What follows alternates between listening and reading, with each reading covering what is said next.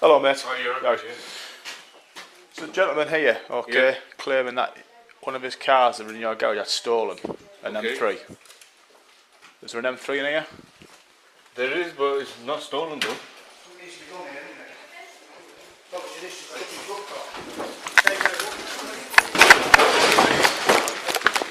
Still here! I'll come into my pass. More units I'll come into my pass, officer. For you, mate. Still here! I'll come to my pass. Give your hand. Give me your hand. Yeah. Give me your hand.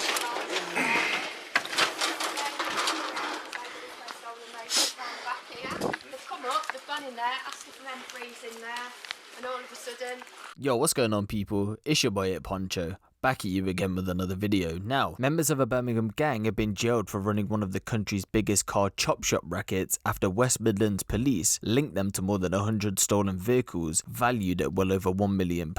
A chop shop, for you guys that don't know, is a place where stolen vehicles are dismantled so that the parts can be sold or used to repair other stolen vehicles. Mohammed Nadeem Arshad, Zahir Hussain and Aman Zamir snapped up damaged vehicles from salvage auctions rated repairable write-offs and fixed them using parts stripped from stolen cars. The stolen cars were taken during burglaries and violent carjackings. They were dismantled at chop shops in Birmingham before patched up cars were being sold to unexpected buyers via online sales sites. They were put back on the roads without any mechanical or safety checks, and police had actually found a Volkswagen Golf had been sold to a man for just over 10 grand and it had been refitted with airbags that were taken from a stolen car. A West Midlands Police Specialist Vehicle Examiner concluded they would have likely failed to deploy in the event of a collision. Now you got to think about that, right? You're an unexpected buyer, you go to happily purchase a car, you've just spent 10 grand on a car, and this is what I'm saying, you just don't know where your cars are coming from. So if you're not very knowledgeable about cars, take someone who has a bit more knowledge about cars. Maybe they can help you and point you in the right direction, because at the end of the day, for one, you don't want to get scammed, and for two, you don't want to end up buying a car where you might end up being in a dangerous situation if you have a crash. Detectives linked the group to 117 stolen cars, mainly taken from the West Midlands, but also Liverpool, Milton Keynes, Buckinghamshire, Warwickshire and Yorkshire. However, it's believed the group harvested parts and body panels from hundreds more stolen vehicles. West Midlands Police exposed the extent of the group's criminal enterprise after a £70,000 Mercedes SL400 stolen from Aylesbury Avenue in Solihull on May 1st, 2017 was traced to a garage in Digbiff's Charles Henry Street. The car, taken by thieves who pounced when the driver got out to knock on a friend's door, was found inside on false plates and surrounded by a stash of car parts, body panels and number plates from 21 stolen cars. The raid led officers to another chop shop in nearby Cheapside where 24 stolen cars had been dismantled, and to the homes of Nadeem in Glover's Road and Ashard in Eastlands Road where more car parts and vehicle documents were seized. Detectives discovered stolen parts are being sold by the men through two eBay accounts, British German Car Spares and Car Parts 2010, which had shipping addresses linked to Nadeem and co-conspirator Ashard. West Midlands Police found another chop shop in Grove Road, Spark Hill, after a BMW stolen from a garage forecourt in Derby was tracked to a business unit. A proceeds of crime hearing is due to take place in April, and this will decide how much money the gang will have to repay. Three of the gang, 31-year-old Hussain, 28-year-old Nadeem and 30-year-old Zamir, were arrested. Nadeem was arrested after a foot chase, while Zamir was trapped down the side of a van by two neighbourhood cops who discovered the site, and parts to 8 more cars were uncovered inside. The body cam footage, which I showed you at the start of the video, was released today, and it shows how a PC was pushed up against a wall by Zamir when he was trying to evade arrest. And on the 28th of March 2018, a further warrant saw officers search 250 shipping containers at a storage facility in Curzon Street. Almost 30 were found to contain parts cut from stolen cars, with one number 118 rented to Ashard, hiding 8 engines and gearboxes. Nadeem and Hussain from Finch Road, Lascelles, and 30-year-old Zamir from Gladstone Road, Sparkbrook, all admitted conspiring to handling stolen vehicles. Ashard, 42, and Spence initially denied involvement, but on day one of their trial at Birmingham Crown Court, they entered guilty pleas. Ashard was sentenced to 7 years, Nadeem to 6, Zamir was given 5 years and 3 months, and Hussain received 4.5 years in prison. Zamir was also given 3 months for assault with intent to resist arrest, to be served consecutively. Spence, aged 34, admitted a lesser account of possessing an article in the use of fraud and received a suspended 9-month sentence and ordered to do 100 hours unpaid work. West Midlands Police Detective Inspector Hannah Whitehouse said, "This group is handling stolen cars on a huge scale, bigger than anything we've seen in the West Midlands. We believe hundreds of stolen vehicles have passed through their chop shops. It's unclear who is stealing the cars for them, but our belief is that the gang was ordering stolen cars to match those they'd bought at salvage auctions. We know they bought about 300 salvage vehicles since 2015 from one major dealer alone, and we seized evidence showing they'd advertised 350 vehicles for sale on Gumtree, an auto trader with a combined value of £900,000. This group may have not been stealing cars, but they were providing a very active market for car thieves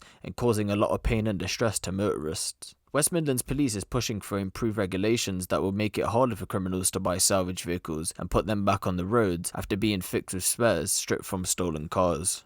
So, as you can see, it's a massive operation, and as I was previously saying, you just need to be careful if you are buying a car, where you're buying it from, who you're buying it off. Take somebody with you that knows a little bit about cars, maybe they can give you some advice on where to go, and if you're unsure, best thing to do is just go to a company like a forecourt and go get a car from there, because the last thing you want is to end up on the road, you think your car's alright, you end up in a crash, and unfortunately end up dying because you bought one of these cars that isn't safe for the road. I mean, you could always take it to go and get checked after you've bought it, but then again, it's this whole return policy. What's the return policy like? So just make sure you do all these checks before buying a car. But yeah, big jail sentences for the people involved. But let me know what you guys think of this in the comment section below. Give the video a little like. Trying to hit 1k subscribers by the end of the year, so if you're new around here, I'd appreciate if you could hit the subscribe button and the notification bell. It's been your boy 8Poncho, and I'm out.